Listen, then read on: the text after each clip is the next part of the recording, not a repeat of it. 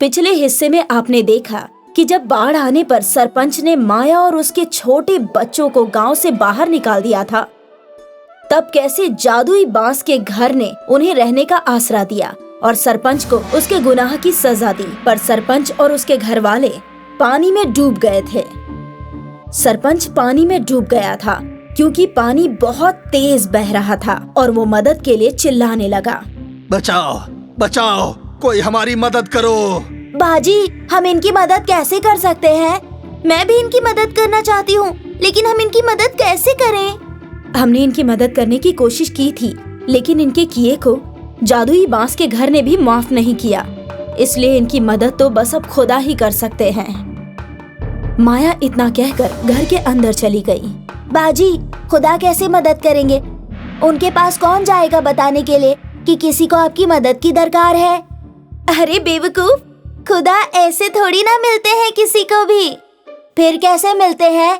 जब हम हाथ जोड़कर और आंखें बंद करके खुदा से कुछ मांगते हैं तो वो सुन लेते हैं और जरूर कबूल करते हैं। ठीक है बाजी, मैं भी खुदा से सरपंच चाचा की मदद करने के लिए गुजारिश करता हूँ। मोनी भी अंदर चली गई और देव घर के दरवाजे पर ही बैठ गया और खुदा से दुआ करने लगा।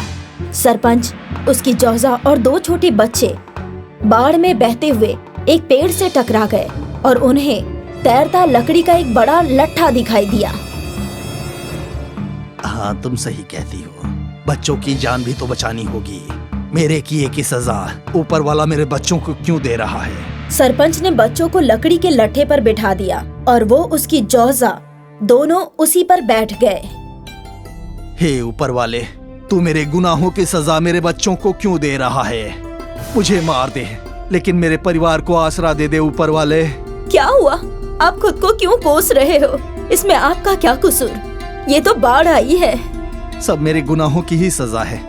जब माया के कस्बे में बाढ़ आई थी तो वो हमारे कस्बे में अपने बच्चों के साथ कुछ दिन के लिए रहने आई थी, लेकिन मैंने उसे बेइज्जत करके निकाल दिया था और आज हम पर मुसीबत आई तो माया ने माफ कर दिया, लेकिन ऊपर वाले ने माफ नहीं किया। जल्दी ही सब बेहतर होगा। सरपंच खुद को कोसता रहा और खुदा से माफी मांगने लगा। देव और मोनी घर के दरवाजे पर बैठकर बाहर बहते पानी को देख रहे थे। काश हमारे पास कोई कश्ती होती और हम उसमें बैठकर पूरे जंगल की सैर करते। हाँ बाजी, और सारे फल और फूल तोड़ कर ले आते। जादुई बांस के घर ने कहा था कि जब भी हमें कुछ भी चाहिए हो तो वो हमें दे देगा, इसलिए अब हमें एक नाव मांगनी चाहिए। जादुई बांस के घर, हमें एक नाव चाहिए जिससे हम सारा जंगल घूम आए और खूब सारे खट्टे मीठे फल भी मिल जाए। ठीक है प्यारे बच्चों, मैं तुम लोगों को एक ऐसी नाव दे रहा हूँ जो तुम्हारे बगैर चलाए ही खुद ब खुद चलकर तुम्हें सारा जंगल घुमाएगी और तुमको फल भी दिलाएगी। शुक्रिया जादुई घर। अब दोनों अपनी आंखें बंद करो। देव और मोनी ने अपनी आंखें बंद की और जादुई बांस के घर ने अपने जादू से पानी में एक कश्ती खड़ी कर दी जो देखने में बेपनाह खूबसूरत थी। अब तुम दोनों अपनी आंखें खोल सकते हो। मोनी और देव ने आंखें खोलकर देखा तो उनके सामने पानी में चमचमाती हुई एक खूबसूरत सी कश्ती खड़ी थी। वो बेहद खूबसूरत थी। बाजी, जादुई बांस के घर ने हमारी ख्वाहिश पूरी कर दी। अब बाढ़ के पानी में खूब मौज मस्ती करेंगे। अब ये हमारा एक बहुत बड़ा स्विमिंग पूल बन गया है, पूरी दुनिया में सबसे बड़ा। चलिए बाजी, जल्दी से कश्ती में बैठते हैं। दोनों बहन भाई कश्ती में बैठ गए और कश्ती खुद ब खुद चलने लगी। बाजी, कितना अच्छा है ना, हम उस गांव से आ गए और यहाँ आकर कितने आराम से रहते हैं। हाँ देव, वहाँ तो सूखी रोटी भी नहीं मिलती थी और यहाँ कितना उम्दा उम्दा खाना मिल रहा है। ये सब अपने जादुई बांस के घर का कमाल है। वो ऊपर देखिए बाजी, पके हुए आम। मेरे पास एक छड़ी है, हम इससे आम तोड़ लेंगे। मोनी ने जैसे ही आम तोड़ने के लिए छड़ी उठाई, लेकिन उससे पहले ही आम कश्ती में आकर गिरने लगे। बाजी, ये सब जादू ही है। देखो, पेड़ ने खुद ही हमें आम दे दिए। हाँ, आम तो बेहद मीठे हैं। बाढ़ आने के बाद ये जंगल बेहद खूबसूरत हो गया है। यहाँ पर बतख भी आ गई है और हम घूम रहे हैं। दोनों बहन भाई बातें करते हुए जंगल की सैर करते हैं। सरपंच और उसके घर वाले लट्ठे पर बैठे बैठे सो गए थे, लेकिन तभी वो लट्ठा पलटने लगा।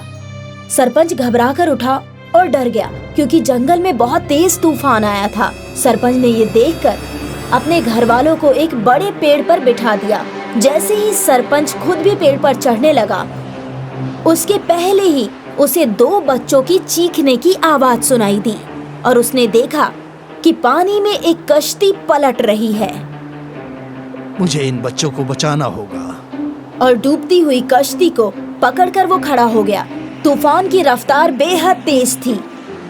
इतने खतरनाक तूफान में किसी की भी आंखें खुल नहीं रही थी, लेकिन सरपंच अपनी पूरी ताकत से कश्ती को पकड़कर खड़ा था। और कुछ देर बाद वो तूफान थम गया। तीनों ने आंखें खोलकर देखा तो पानी भी गायब हो गया था। ये देखकर सभी हैरान रह गए। ये पानी कहाँ गया? बाढ़ अचानक से खत्म हो गई। सरपंच चाचा, आप दोनों तो माया के बच्चे हो। अच्छा, ये अचानक तूफान का आना, तुम्हारा डूबना और फिर तूफान का और बाढ़ का अचानक खत्म हो जाना, इस सब की पीछे की वजह मुझे समझ आ गई है। लगता है ऊपर वाला मेरा इम्तिहान ले रहा था। उन्होंने मुझे माफ कर दिया। मोनी और देव अपने घर गए और माया को सब कुछ तफसील से बताया। दूसरी तरफ सरपंच ने भी अपने घर वालों को सब कुछ बताया और उनके साथ अपने गांव में चला गया। लेकिन अब सरपंच पहले जैसा अकड़ू और जालिम नहीं रहा, बल्कि वो नरम दिल और दूसरों के खैर ख्वाह करने वाला एक अच्छे इंसान में तब्दील हो गया। एक गांव में राम कुमार अपने 2 बच्चों के साथ रहता था। उसका बड़ा बेटा पिचकू और छोटी बेटी चीनू है। राम कुमार गरीब आदमी है और मजदूरी करके अपना पेट पालता है। दोनों गांव के सरकारी स्कूल में पढ़ने जाते हैं। राम कुमार की बीवी का इंतकाल पहले ही हो गया है। राम कुमार ही अपने दोनों बच्चों की परवरिश करता है। पिचकू अपने घर में जमीन पर बैठा है और वो कुछ सोच रहा है। तभी बाहर से मुंह लटकाए चीनू आती है। भाईजान, मुझे जूते चाहिए। तू ठीक तो है? अब तक तो गुड़िया मांगती थी, अब अचानक से जूतों का ख्याल कैसे आ गया? भाईजान, मुझे चाहिए तो चाहिए। जूते खरीदने के लिए कम से कम 100 रुपए चाहिए, लेकिन हमारे पास तो सिर्फ 2 ही रुपए हैं। भाईजान, मैं कुछ नहीं जानती, मुझे जूते चाहिए तो चाहिए। अरे अभी कैसे लाऊं? अब्बू इतने पैसे नहीं देंगे। भाईजान, मैंने आज एक लड़की के पास बढ़िया वाले जूते देखे और मुझे भी अब वैसे ही जूते चाहिए।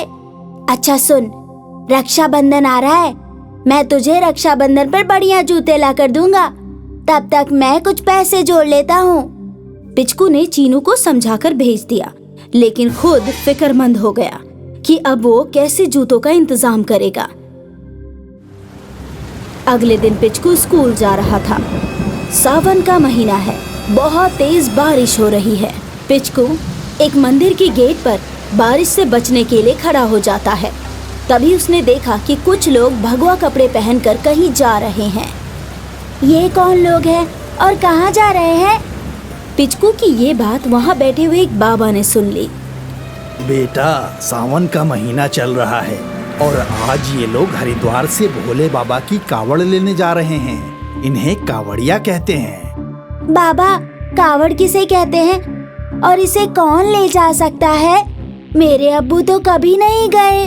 बच्चे, इसमें माँ गंगा का पावन जल लाया जाता है और फिर महादेव को नहलाया जाता है। इससे सभी दुख दूर होते हैं और मुराद पूरी होती है। तब तो भोले बाबा मुझे चीनू के लिए जूते भी दे देंगे। क्या हुआ बेटा, क्या सोच रहे हो? बाबा, मैं भी जाऊंगा, लेकिन मेरे पास तो पैसे बिल्कुल नहीं है। बच्चे, पैसे की फिक्र मत कर। जब भोले बाबा बुलाते हैं तो उंगली पकड़कर वो ले ही जाते हैं। सच बाबा? हाँ, तुम कपड़ों की भी फिक्र मत करो, ऐसे ही आ जाओ, कपड़े भी भगवान खुद दे देंगे। पिचकू ने स्कूल का बैग वहीं रख दिया और खुद भी उन भक्तों के साथ हरिद्वार के लिए रवाना हो गया। ऊपर से बरसती हुई बारिश और भोले के भजन गाते हुए पिचकू भी उनके साथ मग्न होकर नाचने लगा। बोल बम, बोल बम, बोल भोले की बम, हर हर महादेव। पिचकू हरिद्वार पहुंच गया और वहां जाकर उसने सभी लोगों के साथ नहाया और कावड़ में पानी भर के घर की तरफ रवाना हुआ। 6 दिन के बाद पिचकू कावड़ लेकर आया और महाशिवरात्रि के महापर्व पर उसने गंगा का पानी महादेव पर चढ़ाया। भोले बाबा, मेरी बहन को जूतों की जरूरत है, बस अब आप मुझे जूते दिला दीजिए, फिर मैं आपसे कुछ नहीं मांगूंगा। बच्चे, तुमने बाबा को खुश कर दिया, अब तुम्हें इसका फल जरूर मिलेगा। बाबा, मुझे अपनी बहन के लिए जूते चाहिए। अब तो मैं कावड़ भी ले आया, लेकिन भोलेनाथ ने तो जूते नहीं दिए मुझे। सब्र का फल मीठा होता है, तुम आराम से घर जाओ, भोलेनाथ बिना मांगे सब कुछ दे देते हैं। पिचकू मन में विश्वास लिए बहुत खुशी से घर की तरफ चल दिया। पिचकू रास्ते में जा रहा होता है। घर जाऊंगा तो अब्बू बहुत नाराज होंगे, क्योंकि मैं उन्हें बिना बताए चला गया था, लेकिन चीनू ने जिद इतनी की थी कि मैं सब कुछ भूल गया और उसके लिए जूते लेने निकल पड़ा, लेकिन अब बिना जूतों के ही घर जा रहा हूँ। चीनू को भी मेरी फिक्र हो रही होगी। ये सब सोचकर पिचकू बहुत उदास होता है। तभी वो देखता है कि सामने एक नया ढाबा खुला है और उसके सामने उसके अब्बू अच्छे कपड़े पहने हुए खड़े हैं। पिचकू उन्हें देखकर डर गया। अब्बू को तो गुस्सा होना चाहिए था, लेकिन ये मुस्कुरा क्यों रहे हैं? आओ पिचकू बेटा, कैसे हो? अब्बू मुझे माफ कर दीजिए, मैं बिना आपकी इजाजत के चला गया था। पिचकू, मुझे बाबा ने सब कुछ बता दिया है। देखो, ये ढाबा भी बाबा ने ही दिया है। क्या सच में अब्बू? हाँ, तुमने ही तो कहा था बाबा से। पिचकू अपने दिल में सोच ही रहा था कि भोले बाबा के देने का तरीका अलग है। तभी खिलखिलाते हुए चीनू वहाँ आ गई। भाईजान, आपने मेरे लिए जूते भिजवाए थे ना? हाँ बहन, सब महादेव की मेहरबानी है, उनके बगैर कुछ भी मुमकिन नहीं है। मैं भोले बाबा की कावड़ लेकर गया था। पिचकू ने अपने अब्बू और चीनू को अब तक की सारी घटनाएं बताई। अब सबकी समझ में आ गया कि ये सारा खेल महादेव का रचा हुआ था। राम कुमार अब ढाबा चलाने लगा और पिचकू और चीनू अच्छे स्कूल में पढ़ने लगे। उनके पास अब अच्छे कपड़े, अच्छा खाना आ गया था। अब तीनों रोज सुबह उठकर भोलेनाथ के मंदिर में जाने लगे और गरीब लोगों की मदद करने लगे।